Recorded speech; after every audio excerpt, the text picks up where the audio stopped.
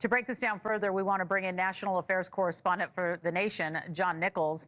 All right, John, thank you so much for joining us. We want to get right to it. Right now, our decision desk polling puts VP Harris with a 2 percentage point lead over former President Trump. So what does it take to win the state of Wisconsin? This is so close. It's very close, but if you understand Wisconsin, 2% is actually a lot. In the last 6 presidential races in Wisconsin, 4 of them have been decided by under 25,000 votes, i.e., way less than 2%.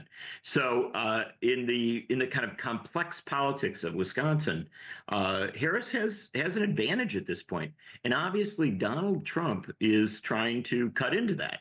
He's going to western Wisconsin, right along the Mississippi River. That is a key swing region of the state, probably one of the most important regions to win.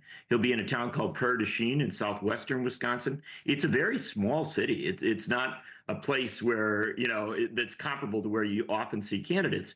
But he's obviously going for the media presence, the ability to be seen in that southwestern Wisconsin region, picking up out of that media from La Crosse and Dubuque and even up in Minneapolis and over in Madison. So it's an important visit for him. And the understanding is he's going to be framing these immigration issues, which are not as big a deal in Wisconsin as some states, but still something that Donald Trump seems to believe will have some ability to move voters. Yeah, there's a lot of issues going on here. What do you think is the main issue that's motivating Wisconsin voters to head to the polls this election? Obviously, the economy seems to be at the top of the list for many. What else do you see?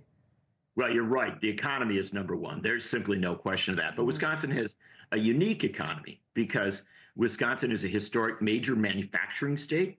So on Thursday, when Harris gave her speech about renewing the economy or about what she wants to do on economics, she put a big emphasis on manufacturing. That's very smart. That relates to what Wisconsin cares about. Wisconsin also has a very major farm economy.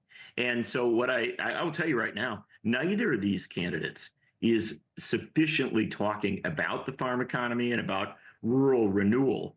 And so they both got work to do. My sense is that the candidate who does the better job of talking about that issue might be able to pick up some numbers in Wisconsin.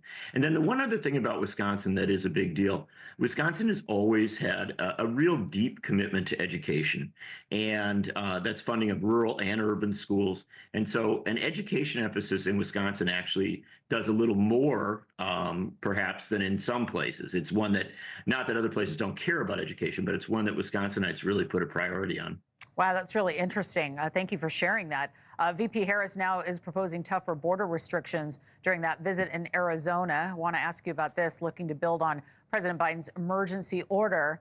But a lot of people this morning are saying, is that too little, too late?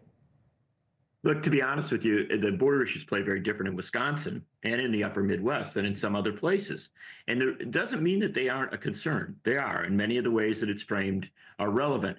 But remember, in Wisconsin, Iowa, Minnesota, to some extent over in Michigan, the immigration issues relate also to farm issues and rural issues, because a lot of the people who work on farms are immigrants. In fact, they've been very, very vital to the renewal of farm economy and rural economy in a lot of places.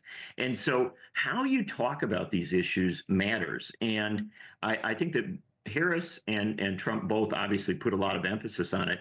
My sense is that for Harris, obviously, she's not going to get the votes of the people who are very impassioned, who have been very supportive of where Trump is at on this. She's not going to swing them with a little talk about the border, but she may have a significant impact with folks who are kind of more in the middle on it. They're concerned about immigration, but they also recognize the value and the benefit of having immigrants in, again, the farm economy and helping to renew rural areas, among others. So my sense is at this point, each of these candidates is doing what is best for their track, for their route that they're on, trying to mobilize the people who they are most likely to get votes from.